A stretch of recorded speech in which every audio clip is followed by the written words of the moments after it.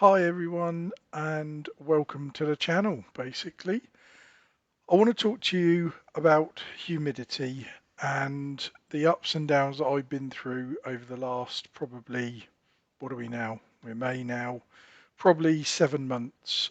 And the first thing I want to say is this is not scientific.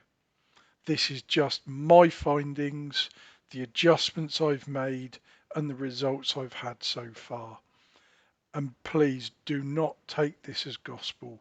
I know people that have had completely the opposite effects over the winter, exactly the same period, maybe a few hundred miles between my house and theirs, and they have had a completely different situation. So, yeah, just do not take this as gospel. This is just to give you an idea of what to look for and how to go about recording it, measuring it, and then, should you need to, adjust it. Um, I have done some Googling, as we all do, and I was more confused by the time I'd read about relative humidity and actual humidity. So, like I say, this is not scientific, this is just my findings. So let's go back to the start. I started breeding around about end of September, October.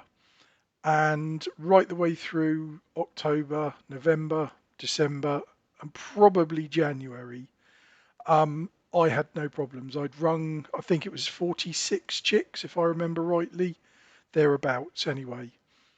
And February came in, or the end of January, February, and the weather changed, and we ended up having several severe frosts. And now, south coast where I live, you know, we do get frost, but they're not necessarily deep penetrating frost that, turn the ground to to frozen tundra.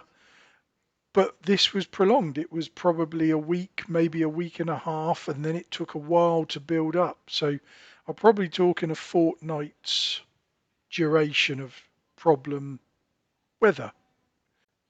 And this is where my problem started. I was having dead in shell, and they're just nests of. They'd hatched the first two, but the next two eggs had just addled, and I just couldn't work it out. And unfortunately, a lot of these were towards sort of middle of the clutch, maybe towards the end on certain ones, and it was just bugging me. And it wasn't just one nest box; it was across the board. I run 20 cages, as some of you'll see from my videos. You know, um, I couldn't say that it was the ones nearest the door or the ones in the middle. It was just across the board, and I lost quite a few eggs. And I thought, oh, here we go again, back to the old problems. Polymer virus kicking in or something, and but the birds were as fit as fleas. I mean, the entire nest was full. I was getting 6, 7 eggs full, um, and I just racked my brains. I just couldn't fathom it. And before then, Harry had put up a post on Facebook all about how his humidity had gone too high. He was measuring it at like 90%, and that's just too high. So I thought, well, let's look at my humidity. And I wasn't convinced it was the problem. I'd already set my mind in that I just back to my old problems. So I bought a monitor, and that's the one I got. I actually bought a really cheap one, and that was a mistake because, as somebody put on a post, it was no more than a toy. So I reinvested in this one, and they're not that expensive. I think this was 10, 12 quid. Um, and it gives you a far better reading, or it has done, and it gives you the temperature or the humidity over a 24-hour period. So the lowest it goes and the highest it goes. So I put the batteries in and switched it on. Away we went, and I waited the 24 hours, and the lowest it got to was 30, and the highest was like 33, and it was just real eye opening. I was like, flipping heck. So I started to do some Googling and bits and found out that when you incubate um, budgie eggs or eggs in general in an incubator, they need to go up to 70% for the last sort of 3 days. And I thought, well, I'm way off this. So a really long chat with Andrew Luke really opened my eyes, and I didn't realize, but he's had a similar issue before.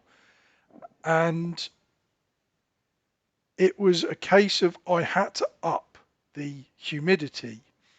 So we got talking, and I looked on Amazon for different humidifiers, not dehumidifiers. And this is the difference, is what a lot of people don't understand, is when Harry put his post up, he had to bring his humidity down. And you do that with a dehumidifier, so it sucks the moisture out of the air and brings the humidity down. Mine, I was already so low, I had to put moisture into the air, so I was humidifying. And I kept looking, and there was one that Andrew had used in the past where it actually monitors the humidity levels and it switches on and off as it needs. But he's had problems with the actual monitoring station has to suck air in. Well, of course, with the best will in the world, we've still got dust in the air and it was blocking the sensor. So I thought, well, let's go down the easiest and most sensible route to start with. And I bought this humidifier. Very basic, just a general home use one. It advertises for bedrooms and things. And obviously I had the monitor as well. So I put this in the middle of the bird room approximately. And I made sure that the monitor moved around to start with, so I got an ideal picture. And I am thinking of buying another one to have sort of at the other end of the bird room, so I can get a good idea of where my problem areas might be. So I put this humidifier on, and because I've got quite good airflow, Andrew and I spoke about keeping the bird room shut up a little bit more than I would normally, and set this humidifier off, left the monitor on, and no word of a lie, by the next morning the humidity had gone from 30 to 70 that quickly, literally overnight. And I only had this thing set on low to start with because I had never used this before. I had no idea how it was going to affect the bird room or anything. So I was still potentially going to lose some eggs because it was all too late, because they should have this higher humidity for 3 days. So more Googling, and what I found was, I know in the past, and you're probably sat there saying to this screen, oh, it's the humidity in the nest box, not the humidity in the bird room. Well, to a certain degree, yes.